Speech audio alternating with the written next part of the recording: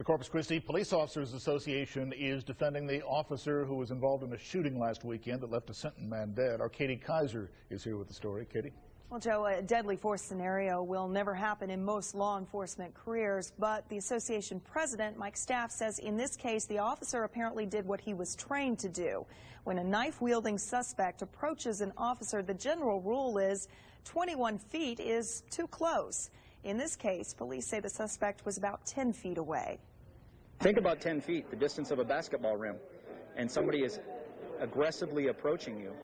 Today, Staff, the Corpus Christi Police Officers Association president, came to the defense of one of his members. On Saturday, Officer Justin Sanders, a relatively new cop on the force, shot and killed a man.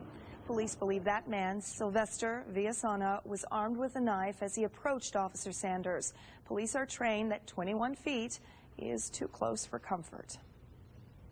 21 feet is really the envelope of safety for an officer, and it's been very clearly explained to me that this officer allowed this individual to get much closer than 21 feet before he actually had to fire a shot. Well, Staff spoke publicly for the first time on this matter today. He says it is time for the department to come to the defense of this young officer. Staff says he spoke to Officer Sanders just yesterday. He tells us the officer is in good spirits, but is taking the loss of a life very seriously, but wants everyone to understand it was a last resort. He had no other option. For now, Officer Sanders remains on administrative leave pending the outcome of an internal investigation and what's expected to be at least 6 more weeks of a criminal investigation. 6 weeks, one officer said, is way too long.